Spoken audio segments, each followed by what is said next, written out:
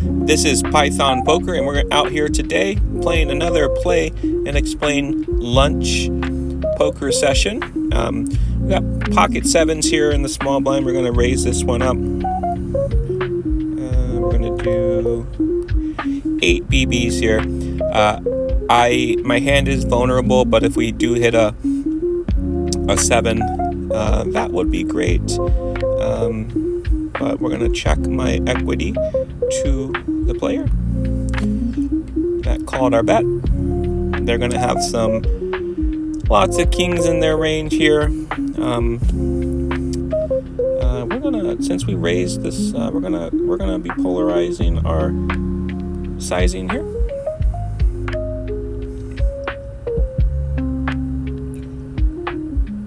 And we will see, they definitely have ace and king in their range, so if they call, I'll probably give up the river. But with a pair of sevens, yeah, so they're gonna raise me here. I'm gonna fold this one. I'm gonna believe them there. I'm gonna believe their story with that raise. But I think that card probably does hit their range more than my range, so maybe a check would probably be a better decision on that one. But with a pair of sevens, I had to give it a shot. If they would have called, I probably would have continued the river, especially on a club completing turn. You know, maybe we'll do a little bluff action at the end. But at that point, maybe that was a little punty, but I don't know. What do you think there on that one? So we'll move on. But the bankroll is down a little bit from the $200 where we were yesterday. I played about 3 hours last night, and 2 of the buy-ins were situations where I got a river 2 pair versus a top pair. And another one where I had a pair of queens and individual rivered a king with I kind of put them on ace king. There was jack on the flop, so the way they were betting, I don't think they had a jack at that point, so I was kind of over pair to the board, calling down, but they had ace king, kind of put them on ace high, ace king based off the actions pre-flop and turn, but had to hit the king on the river, and that is that. Can't do anything about that. The other hand, I had 2 pair, but the opponent rivered trips, and they did a huge value bet at the end. I should have went with my instincts there, post hoc analysis, whatever, armchair quarterback, but we ended up losing a full stack on that hand, and I probably could have saved maybe 35 BBs on that hand by folding and not calling a value bet on the river. So that's the point of these sessions, is just to go through the thought process, get better one day at a time, one hand at a time, try not to make those mistakes in the future, compound that clarity, and improve. So definitely getting a lot by holding myself accountable with my decisions here in real time, showing it out to the world. Here, see my thought process. They can see my punts. They can see what we do well as well. And you are the average of your decisions overall. So we'll see if our decisions will improve in the future. So we can timestamp, look back at this video and say, oh, yeah, wow, you really punted that one. But anyway, so let's go through some hands here and really dive deep on the action and see if we can read some of these opponents' hands. Middle position, we got a cold call here. So the ranges are still really wide at this point. Okay, so we're going to condense our ranges here on the button. If this person calls, the other person will probably call as well because they'll have pot odds, but they folded, so we'll see what. We got a nice little pot here, 41 BBs. So at this point, the dealer button should do us probably 25% bet. Okay, little higher, maybe the. All right. So at that point, they're representing probably an overpair, possibly a queen, but an overpair.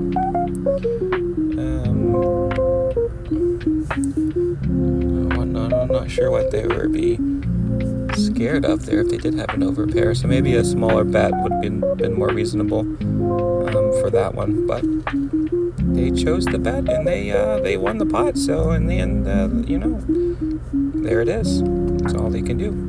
All right, so we do end up hitting a pair here with a backdoor flush draw and we got a backdoor straight draw as well. I'm just gonna call my equity here. Hope to improve on the turn with some additional outs, and we got a raise. With a pair, I'm gonna call here, and we do end up hitting. Oh no, we do not hit our. Okay, so there's a one-liner out there. We do have a gut shot. Don't think I can call here. What do I beat? Beat ace high.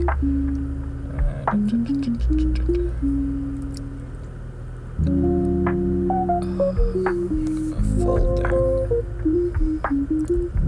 Okay, and the one-liner was the straight. Oh, and they ended up rivering a set at the end. Oh, that's interesting. Okay, so we're gonna have to top up here. Our stack is too small, and we're going to top up and go from there.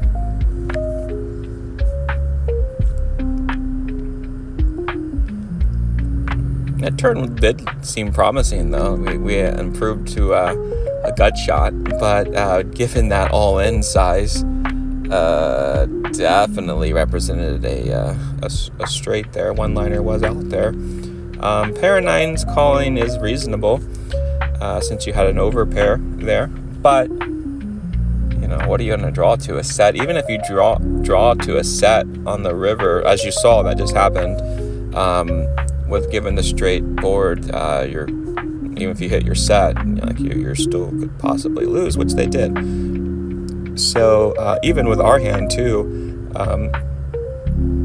even if we had a gut shot, if we hit the wheel, we definitely lose to any higher straight there. So that's kind of the bad thing about the wheel straight is that you're not the nut straight compared to the king to the ace straight. With the wheel straight, it's like you're always still does someone have a 6? Is there as the kids say, a 6-7 out there, but anyway, so we digress, and everyone is limping here.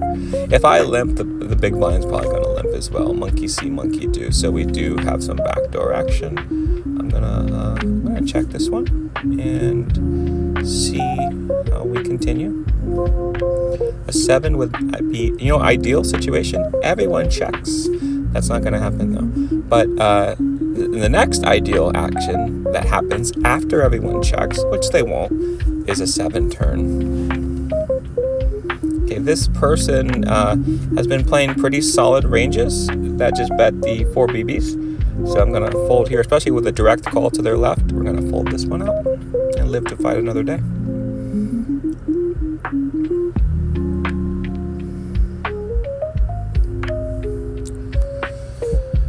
All right, so we'll continue looking at this. What are they representing with that raise here? So 2 pair, king, queen, jack, set of 5s, over pair, kings. So that's what I see they're representing here. So this person should probably check to the aggressor. Next person should check as well. Given their raise, they're should continue with a polarized bet, probably at least 30 BBs. Okay, 28 BBs, about the same. Polarizing their range and still representing all sets, 2 pairs and over pairs. And okay, so this really doesn't change anything, this last card. So this person should go all in. Oh, okay, all in. Oh, they have the same hand. Wow. Jeez, how can you bet that way with that kind of hand? So that's what I'm talking about. Wow. they played the hand the same way with the same hand. I did not expect that at all. Did you expect that one? I expected, maybe ace king at the minimum on that one. But that's the way I was seeing through that hand, the way it played out. But we'll take a note of those hands, and when we play those people again, we will make that note active in our thought process.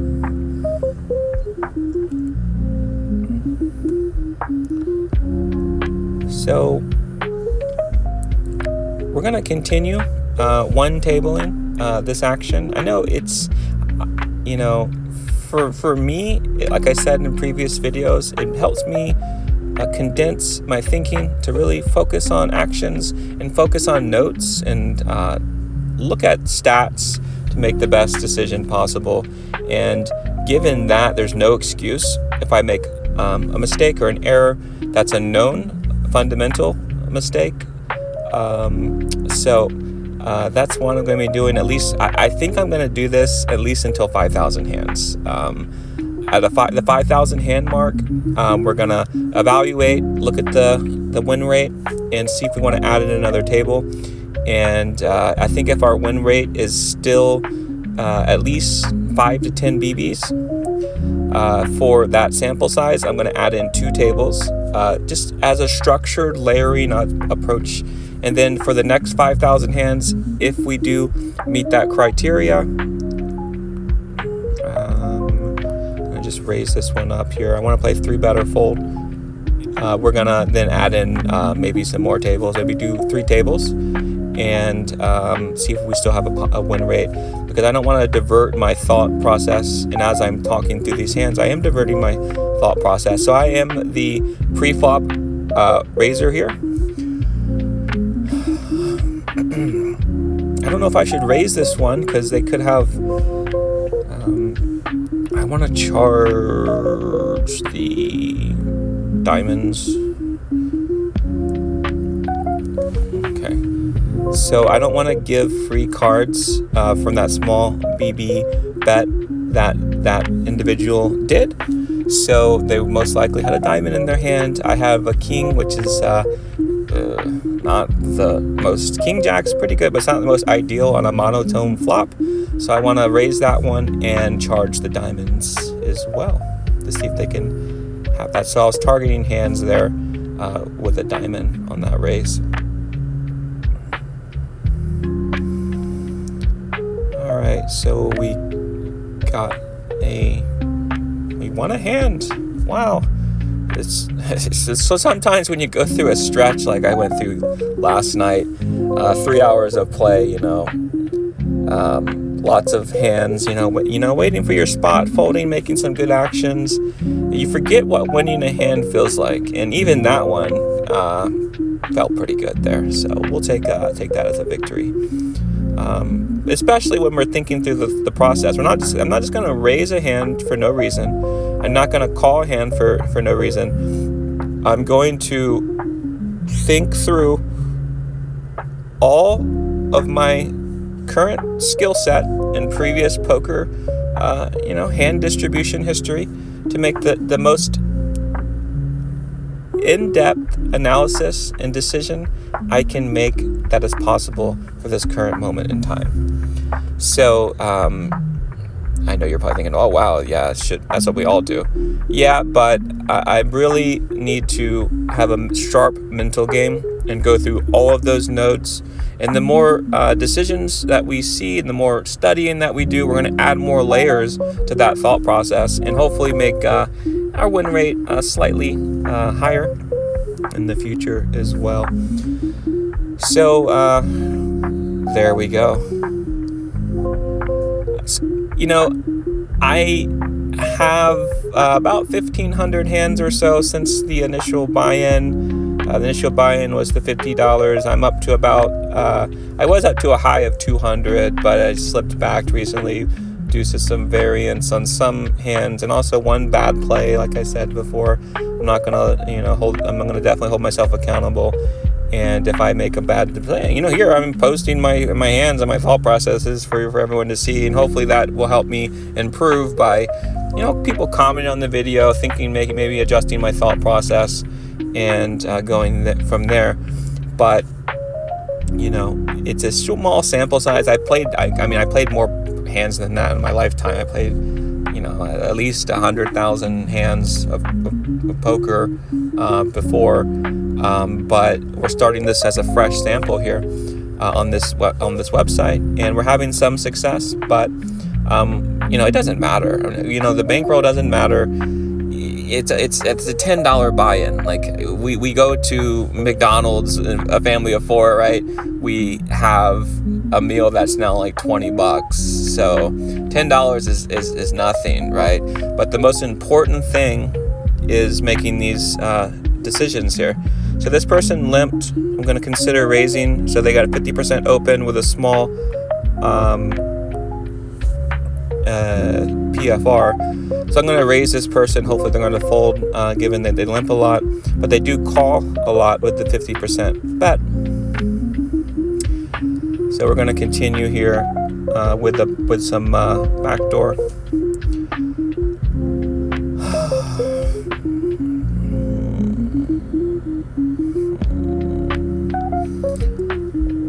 Maybe they're thinking that I shouldn't have been. I'm gonna fold.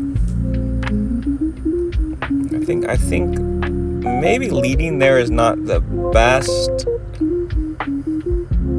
Yeah, I should have checked. I think that was a mistake. I probably should have checked to him, and depending on the action, I might have just given away. But I had some backdoor draws, and I had ace high as well. So even if they called and I missed, I could have picked up some extra equity with another card that can help me get a flush, backdoor flush, or even hit the ace high on that one. So I think I made that's a check there. So see what I'm talking about. You make your decision. Instead of post hoc analysis on that decision, I probably have maybe thought do that a little bit clearer. But maybe I should have checked that one. But either way, bet, check that one, 5 BBs. I could have saved those 5 BBs. And that opponent probably saw my bet maybe as weak, and so maybe it's an exploit to go over the top there as well. So if I had some more outs, I probably should have called. So given that, maybe in the future I'll look and see if I have a better combo with some more equity realization on a turn river. But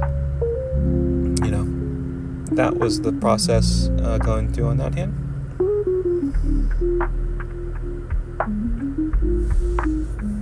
Okay, yeah, because they did. So those stats, 50%, 56% VPIP, is definitely consistent with limpers who play that game. So they're going to definitely have a large calling, but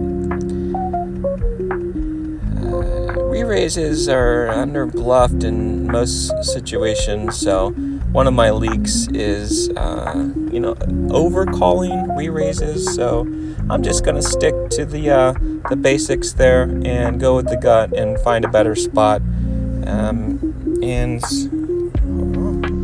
Here's a better spot against that player. And this is interesting too, because maybe they think I'm going to go against them. Because they might think I'm tilted, right? So I can use that as my advantage. And I just lost the hand against you. You raised me. Now I'm going to raise you back. It's a little meta game that we're going to be playing here to this individual. And let's see how it works. So this is the ideal situation when you're playing at one table to remember those hands and go from there. So here, I'm going to continue with a range bet since it's a 3-bet pot. I'm going to range bet with my equity.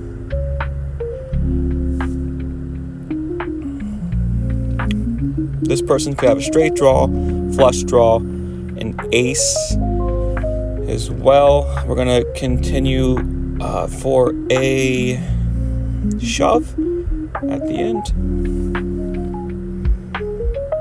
And there you go.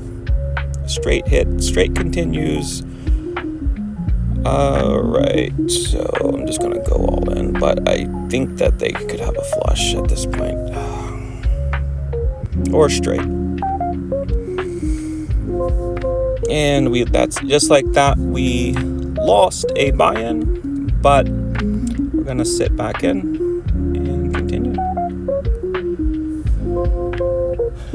So, on the flop, on the turn, straight draws, definitely maybe I should have checked back that river. Maybe betting was too thin there for those kings. So in retrospect, I probably should have checked back the river to save 30 BBs, because the most logical draws did complete. All draws completed, right? And I continued on the river. So that's an example of that's definitely a leak there, folks. I should have checked that one back and saved those 30 BBs or so. But we live and we learn, and we put our game here for us to document and to try to make better decisions moving forward.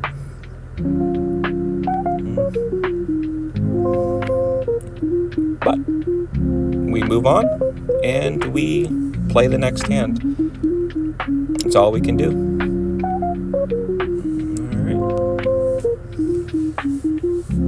So I'm not going to get tilted.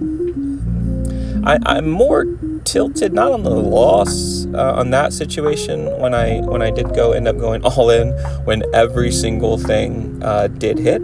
The flush, the straight hit. I'm more tilted in the decision there.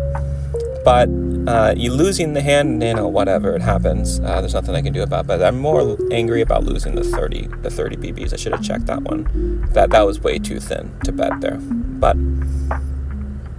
maybe next time we will not do that.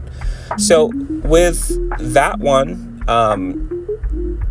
I've noticed that the mental game aspect, our brains are hardwired against us. So there's an old brain, is what they call it, that's based off emotion. I think it's called the amygdala, but it's regulates your emotion and your primal instincts, which is different than the prefrontal cortex, which is based off logical decision making. And your old brain, as they say, when you're in a high fight or flight situation, which poker is a fight or flight situation, because you're competitive, you're trying to win, you don't want to lose your stack, it's that kind of thing. So your emotions do take over, and in that situation, I think my emotions had the better play in that all in at the end, into an obvious, that's what they're calling with, right? Like they called so many huge, the turn was SPR set up on my part, right? Definitely call. So what are they going to have? Every single thing hits, right? And we definitely give them 30 BBs for their patience.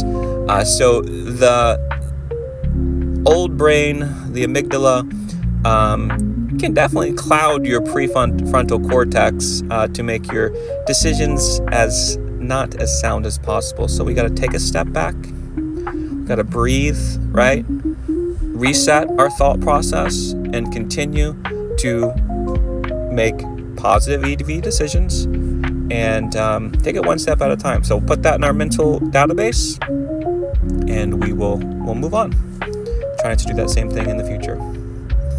And if we do the same thing in the future, we'll have that scar tissue, right? That neural link that we've already did a terrible decision, right? We do another terrible decision. That neural pathway is like, wait a minute. I've done this before, right? So it's kind of like a tuition, as we say. So it's my tuition to play the game, to find these errors. And hopefully I make the errors now in this 10-0 game. So whenever we eventually get to 25-0 with the bankroll management and higher, we'll make these mistakes now to eliminate them in the future.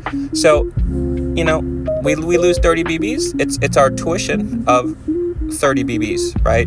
So we're not going to no poker That's a double negative. We're not going to a poker website for lessons and that kind of stuff. We're trying to take some real-time learning. We're using our own skills and developing ourselves with this grind and making those best decisions. So I don't have, I think I have a couple more hands before we can wrap it up today. But not in love with that hand, to say the least. But we'll move on. All right, so we got a raise here. If I'm under the gun, we can look at their stats here. 27-14, pretty standard raises here. We're going to 3-bet or fold, and I'm going to 3-bet from the button. Button is a great hand. This is a great drawing hand to 3-bet, and also we can use the button to be in position to make some better decisions when they call. So we do pick up an open-ended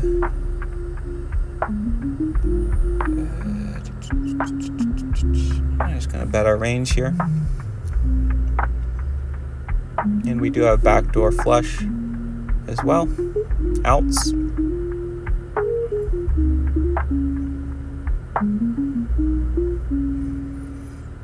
Alright, so we did pick up that one. We like that. And I'm gonna have to call it quits here after this hand. Short sessions on lunch, so just evaluate it and log this one. But we'll play this last hand out and we will call it quits. So we're in the cutoff here. I'm gonna fold this one. Wrap it up here for today. So thank you for watching. Let me know your thoughts on anything from this video or previous videos, and we will continue the process going through our steps one at a time and hopefully being a better player every single day. Oh, as I say that, right? Okay, well, that's all true what I said, but now I have to play this hand because I was yapping through a Hallmark summary for my ending video. So we just lost a BB there. So anyway, it is what it is. All right, so we'll see you next time. Thanks for watching, and have a good one.